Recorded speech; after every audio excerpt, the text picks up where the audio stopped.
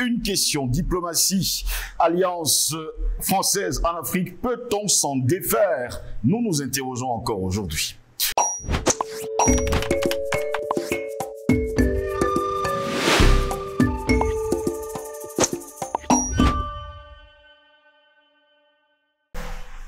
C'est toujours un réel plaisir pour nous de vous retrouver sur Panafricaniste TV. Mesdames, Messieurs, bonjour, bienvenue à toutes et à tous à cette édition de Parole panafricaniste. Un coq aux couleurs du drapeau français picorant un imposant sac de grains en forme de continent africain. Fin 2019, eh bien, cette caricature a fait le tour du monde et surtout le tour des réseaux sociaux africains. Et dans les pays francophones, son succès symbolise une vague inédite de critiques adressées à la France dans ce qu'on appelait encore récemment son précaré. Articles de presse, débats télévisés, déclarations et rassemblements s'en font l'écho dans toute l'Afrique de l'Ouest et l'Afrique centrale. À bas la France, peut-on ainsi entendre, fin 2019 et début 2020, dans les rues de Bamako, Mali, à Yaoundé, au Cameroun, à Douala, sans oublier là où tout a commencé, et bien sûr, Ouagadougou, Niamey et les autres grandes villes, on va le dire comme ça, du continent noir. Eh bien, les manifestants, des centaines de milliers, exigent le départ des troupes françaises sur le continent africain. On commence déjà par dire adieu Barkhane, adieu la MINUSMA, adieu la MINUSCA, adieu toutes ces forces étrangères sur le continent noir. Face à cette contestation, eh bien, des officiels français, dont Emmanuel Macron lui-même, dénoncent, dit-il, un malentendu, voire une campagne de désinformation menée par une puissance concurrente, incriminant ainsi, sans le nommer, la Russie. Comme quoi, apparemment, les Africains ne peuvent pas réfléchir, ne peuvent pas prendre des décisions et dire « haro » à quelqu'un qui n'a rien apporté au continent noir. Eh bien, mesdames, messieurs, certains même jusqu'à aller dire que Moscou a profité de ce climat défavorable à Paris pour prendre une part de marché sécuritaire sur le continent noir. On parle justement de Bamako au Mali et sans oublier de Bangui en République centrafricaine. Jusque-là, eh bien, Emmanuel Macron ne veut pas se rendre compte que la France a eu tort et que la France a fait des choses innommables même sur le continent noir et dont les Africains, jusqu'à preuve du contraire, demandent à la France de quitter le sol africain. Eh bien, c'est un ras-le-bol, une révolte, un refus de la même mise de l'État français sur nos autorités et par ricochet sur nos économies, sur nos peuples, résume dans une vidéo l'économiste et opposant ivoirien Mamadou Koulibaly, ancien président de l'Assemblée nationale dans son pays. Si elle ne date pas d'hier, la dénonciation de l'impérialisme français et de la France-Afrique sort des siècles intellectuels et militants pour gagner la rue.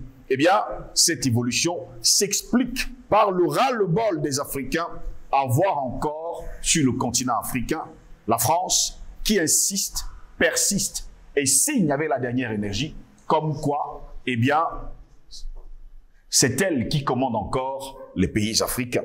Voilà pourquoi nous nous interrogeons ce mardi matin.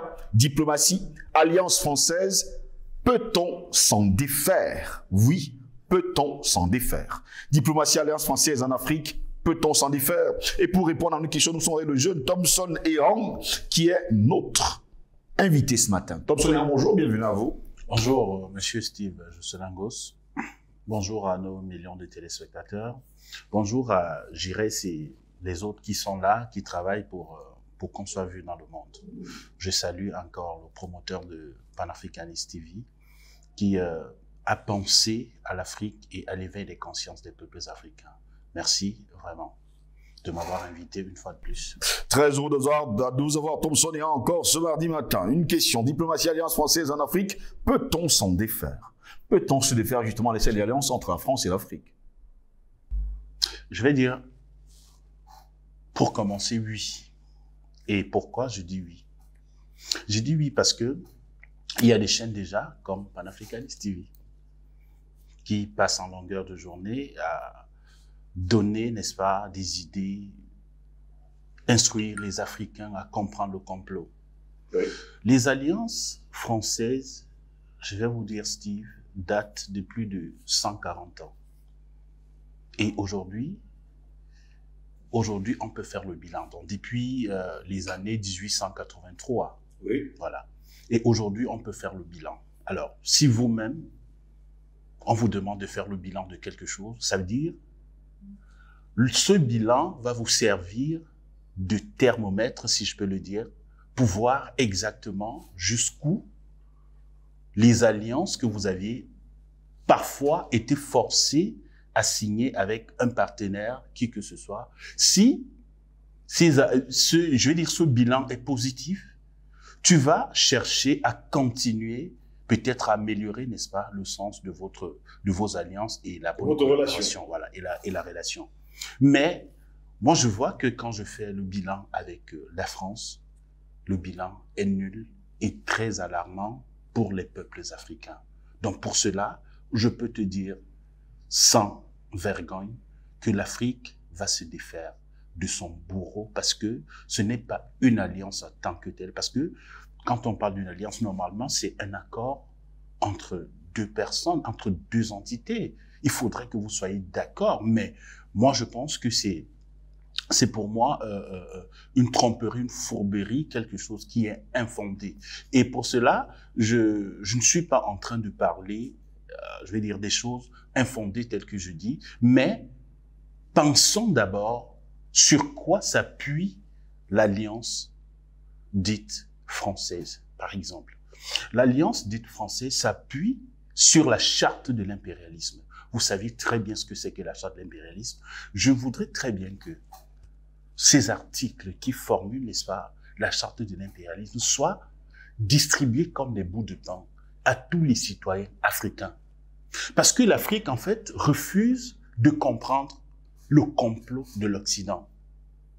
Parce que les gens ne peuvent pas s'asseoir à Washington, élaborer une charte, et après, vous partez renégocier nuitamment, après un certain temps, et ainsi de suite. Donc, quand aujourd'hui, on voit la charte de l'impérialisme occidental, on voit les horreurs qui sont écrites là-bas, oui, où on parle d'abord de leur devise, qui est de gouverner le monde selon leurs aspirations, diviser afin de régner. Vous comprenez? Et les États africains, selon leur charte, ne sont pas considérés comme des États parce que vous n'êtes pas souverain et indépendant. Donc, vous êtes des quartiers où des gens vont venir, n'est-ce pas, vous soumettre, n'est-ce pas, à leur loi. Donc, pour moi, on va se défaire de ces gens parce que la charte de l'impérialisme est claire à l'intérieur. Et les Africains aujourd'hui ont compris, n'est-ce pas, le complot et n'est plus, n'est-ce pas, l'Afrique n'est plus prête à continuer avec ce genre d'alliance parce que c'est une alliance infondée. Et ça, il faut le dire. Il faudrait que les Africains essayent de revoir exactement ce qui n'a pas marché. Aujourd'hui, je vais faire un coucou au président, je vais dire à l'homme fort de la Corée du Nord, ouais, Kim Jong-un, vraiment, qui fait des choses merveilleuses, mais on pense que ça va au-delà de... Steve, je vais vous rappeler quelque chose qui m'a tellement touché par rapport à cet homme fort dont je suis en train de dire, qui fait trembler les États-Unis d'Amérique. Chez lui, il a interdit la Bible. Oui. Vous le savez très bien. On vous prend avec la Bible, vous êtes passible de peine de mort. Oui, vous êtes condamné. La Bible est interdite chez lui. Justement parce qu'il a compris que cet instrument aliène les populations et parfois pousse des personnes. Oui, là c'est clair. Et regardez sa politique aujourd'hui. Regardez la Corée du Nord aujourd'hui qui est en train d'évoluer. Bon, c'est juste un coucou pour dire vraiment qu'il faut parfois prendre des décisions drastiques pour pouvoir évoluer et avancer et se défaire peut-être d'une personne qu'on juge que cette personne est là pour te finir et n'est pas là pour ton intérêt. Steve, ça il faut le dire. Nous pouvons aller jusqu'à parler de la déculturisation de notre continent, qui est l'Afrique. Steve, voilà la France, de l'autre côté de l'Occident, par exemple en Inde, fait ce qu'on appelle l'échange des technologies, des connaissances, de l'industrialisation. Mais en Afrique, qu'est-ce que la France fait? Les guerres en n'en plus finir, hein? Les guerres en n'en plus finir, les conflits partout et la promotion de l'homosexualité et des choses qui ne rentrent pas dans le sens de notre culture et de nos intérêts. Est-ce que vous pensez qu'avec ça, le sentiment qu'un Africain peut avoir aujourd'hui, c'est quoi? C'est de continuer avec cette alliance? C'est de se dire non et non, nous ne pouvons plus accepter, continuer avec cette alliance parce que ça ne nous a rien apporté. Au contraire, ça nous a détruit jusqu'ici. Notre peuple, aujourd'hui, est détruit, divisé à cause de ça. Tout à l'heure, j'ai pris l'exemple de la CEAC, la CEMA, qui est même incapable de se mettre ensemble. Justement parce que la France, avec le Quai d'Orsay que vous entendez, qui est le premier service au monde, ça le premier avant Office Foreign, qui est le service du Royaume-Uni, joue les rôles des espions, et c'est ceux-là donc qui envoient leurs émissaires partout dans le monde pour défaire et continuer de maintenir des gens dans une captivité où personne ne peut s'en sortir, avec la complicité des cerveaux blanchis et des endocollants. Parlons justement de la sorte de l'impérialisme, Thompson, si vous me permettez. Dans son article premier, surtout on parle de la devise de l'impérialisme: gouverner le monde et contrôler les richesses de la planète. Notre politique est de diviser pour mieux régner, dominer, exploiter et piller pour remplir nos banques et faire d'elles les plus puissantes au monde. Jusqu'à preuve de contraire, aujourd'hui, la France est la 4e réserve d'or au monde. Voilà. Et regardez donc la France elle-même. Est-ce qu'elle a les gisements d'or? Est-ce que la France a des terres riches comme l'Afrique? Où prend-elle cet or? Posez-vous cette question. Ça veut dire que la France est en train de savamment continuer à mettre, n'est-ce pas, je vais dire sur pied, à suivre, n'est-ce pas, les prescriptions de la charte de l'impérialisme. Je vous dis, Steve, essayons de partager la charte de l'impérialisme au maximum aux Africains qui refusent parfois d'accepter la vérité en face. Ça, il faut le dire. Parce que quand les gens vous persécutent, vous assassinent, vous violent, vous pillent tous les jours, mais vous pensez qu'ils sont là pour votre bien. Pour moi, je suis désolé. Regardez avec la vaccination. On va vous dire, vos enfants de 10 ans, les filles de moins de 10 ans, il faut les vacciner contre le cancer du col de l'utérus. Steve, vous n'avez même pas commencé l'activité sexuelle, mais on vous parle déjà de prévenir le cancer contre le col de l'utérus. Si ce n'est pas pour rendre nos enfants stériles, ou soit nos femmes stériles, mais vous pensez que c'est quoi leur projet?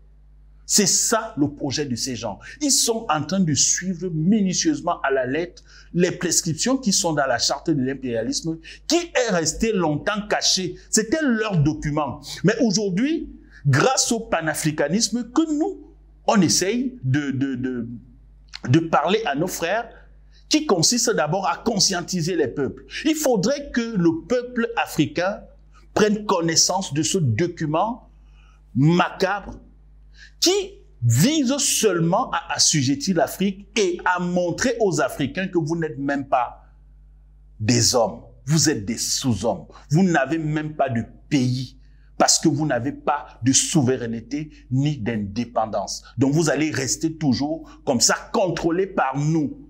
C'est ça qui doit révolutionner les Africains. Prendre connaissance de ce qui est implémenté comme projet pour maintenir l'Afrique dans la captivité et dans le viol permanent. Ça, il faut le dire. Il faudrait que vous partagiez ça partout aux Africains, qu'ils prennent connaissance. Je pense quand même que nous avons fait une émission là-dessus à plusieurs fois. On a fait des émissions. Oui, mais bon. Mais attendez. La révision, la pédagogie, on va prendre peut-être un jour ou l'autre. Effectivement, pas un jour ou l'autre. Il faudrait que ça soit régulier. Parce que regardez comment les chaînes mainstream font. Ils passent le temps à donner des informations en boucle et régulièrement, des fausses informations, et ces informations-là rentrent dans les têtes de nos populations qui pensent que c'est la vérité, pourtant c'est des mensonges. Ce que l'on voit, ce que l'on entend, l'esprit finit par le croire. Effectivement, c'est ça, et c'est pour ça que je dis, n'est-ce pas? Oui, nous, on ne raconte pas des mensonges, mais par contre, on va leur fournir un document qui a été implémenté à Washington.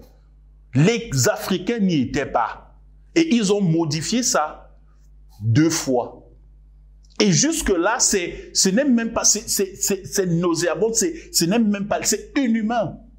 Ce document est inhumain, il faut le dire. Il faudrait que les Africains prennent connaissance et qu'ils voient vraiment que voilà où le mal de l'Afrique a commencé. Et ces colons qui nous gouvernent respectent scrupuleusement les prescriptions qui sont à l'intérieur. Regardez par exemple un président comme celui de la France. J'évite d'appeler son nom parce que vraiment, appeler son nom, c'est lui donner des honneurs.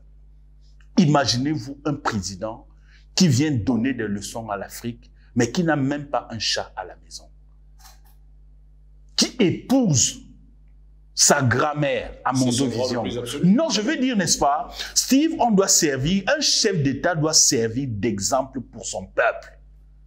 Parce que quand quelqu'un fait ça, ça veut dire qu'il souhaiterait que tout le monde fasse comme lui.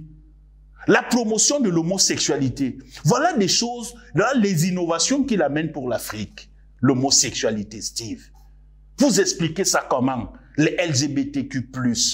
Il faut aller à la clinique acheter un enfant. Mais il faudrait que Macron s'en achète des enfants. Excusez-moi pour le nom que j'ai prononcé, parce que je ne voulais pas.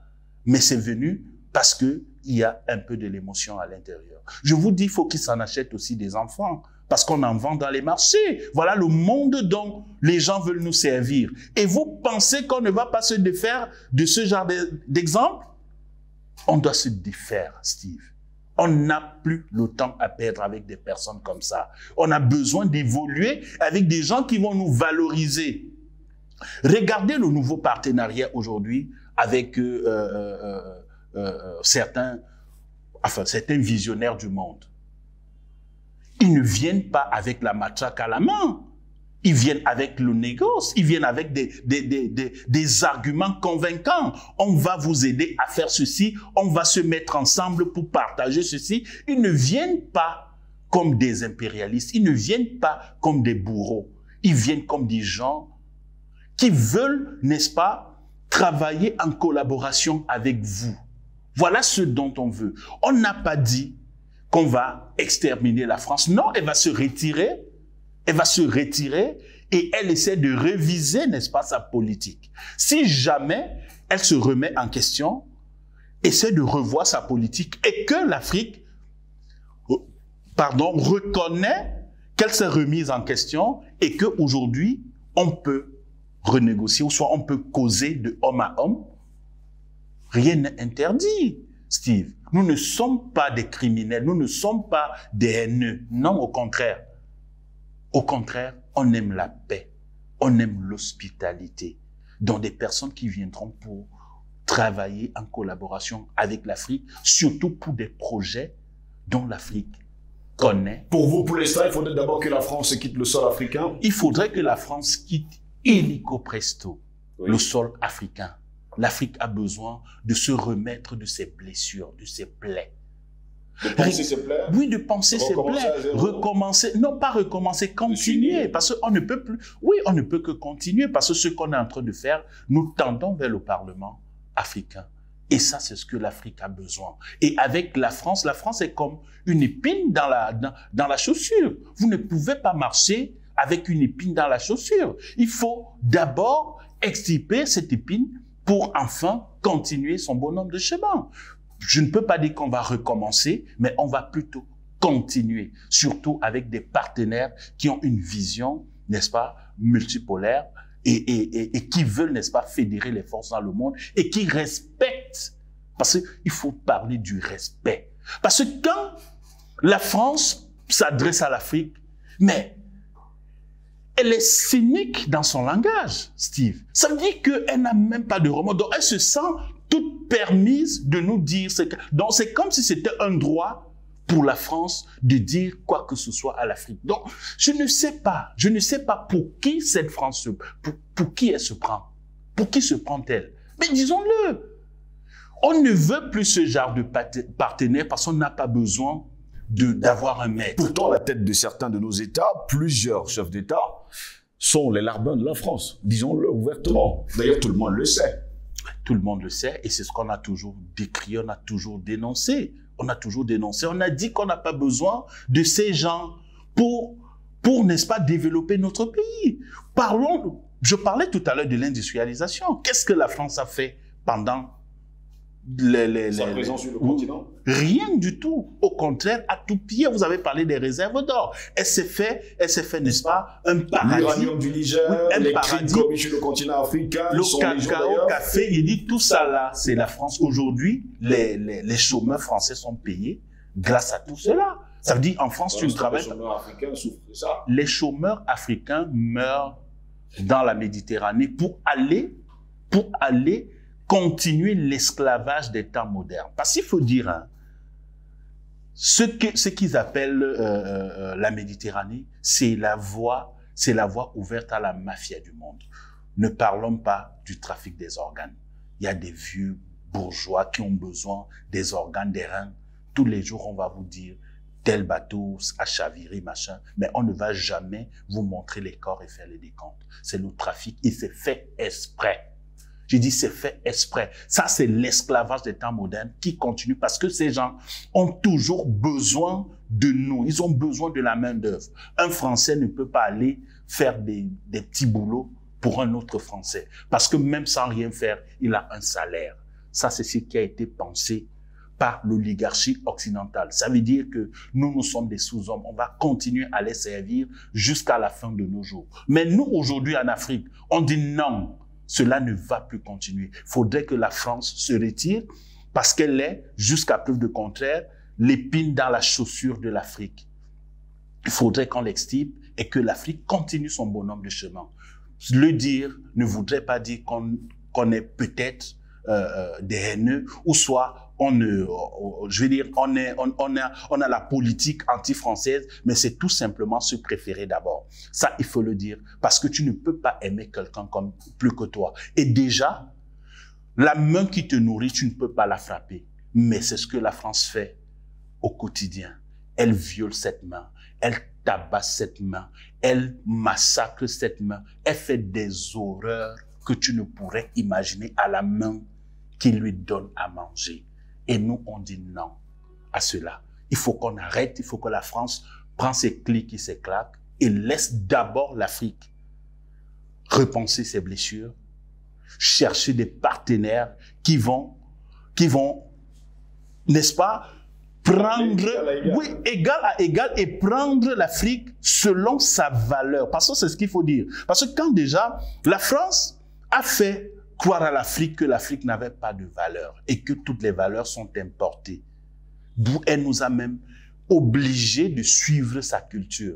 Donc aujourd'hui, il faudrait que l'Afrique reste seule et dire que non, aujourd'hui, on veut des gens qui nous apprécient. Parce que quand vous voyez les partenaires qui se bousculent pour venir en Afrique, vous pensez qu'on se bouscule pour aller grimper sur un arbre qui ne porte pas de fruits? Je dis non. Si les partenaires se bousculent pour venir en Afrique, c'est parce que ces partenaires ont constaté que l'avenir du monde est en Afrique. L'avenir du monde, c'est l'Afrique. Et pour cela, il faudrait que la France se retire et qu'elle laisse l'Afrique continuer son bonhomme de chemin. On vous comprend parfaitement, Thomson et Ham, pour tout ce que vous avez dit. Il faut également préciser par ailleurs que le Sénat français avait pondu un rapport déclarant haut et fort que l'avenir de la France, c'est l'Afrique. On ne va pas également oublier que la Commission de l'Union européenne avait également pondu un rapport déclarant l'avenir de l'Europe, c'est l'Afrique. On ne va pas également oublier de mentionner que du côté des États-Unis, là-bas aussi, on a pondu un rapport déclarant que l'avenir des États-Unis, c'est l'Afrique. Et pendant ce temps, l'avenir de l'Afrique, c'est où concrètement nous nous interrogeons. Parlant de la charte de l'impérialisme, mesdames, messieurs, elle a été élaborée à Washington pendant la traite négrière, ensuite discrètement négociée à la conférence de Berlin. Il faut en 1885 qui a divisé carrément le continent africain pendant que les puissances occidentales se partageaient le continent noir. Renégocié secrètement à Yalta au moment du partage du monde en deux blocs après la Deuxième Guerre mondiale et pendant la création de la Société des Nations, l'ancêtre de l'ONU. Eh bien, il faut préciser par ailleurs que cette charte de l'impérialisme est exposée au musée d'Afrique de Tervuren. C'est du côté de Bruxelles, c'est en Belgique. Là aussi, il faudrait que vous le sachiez. Merci à vous d'avoir été des nôtres. Merci Steve Josselangos. Il faut dire aux Africains de se munir de ce document qui va davantage les révolutionner. Parce que vraiment, il faudrait qu'on se mette au travail. Il faut qu'on soit tous ensemble. Il faut que la masse critique africaine comprenne le complot. Le complot est profond. Ils se sont préparés minutieusement pour nous asservir, mais à nous de montrer qu'on a du répondant. Merci. Et pour ça, je peux bien compter sur mes frères et sœurs africains. Parce qu'on sait que on va s'en sortir. Et immédiatement, il faut qu'on se mette au travail. Il faut partager ce document que vous avez dit, la charte de l'impérialisme, à tous nos frères et sœurs, pour qu'ils prennent connaissance et qu'ils sachent que tant que nous n'allons pas accepter de se libérer, rien ne pourra être fait pour nous. Parce que si toi-même tu es incapable de prendre en charge ton problème, c'est pas quelqu'un d'autre qui viendra. Même la Russie qui vient s'engager avec l'Afrique veut voir d'abord la volonté de l'Afrique. Et il faudrait qu'on montre qu'on est volontaire et qu'on voudrait intégrer cette dynamique-là avant que les autres viennent nous aider à en sortir là. Je pense que l'Afrique aujourd'hui a son destin à main. Merci. Avançons à rang serré. Non, c'est moi qui vous remercie, Steve. Vraiment, parler à l'Afrique, c'est un plaisir. Et je le ferai sans modération. Merci à vous, mesdames, messieurs, de nous avoir suivis. Au plaisir de vous retrouver très prochainement. Nous vous souhaitons de passer une agréable journée.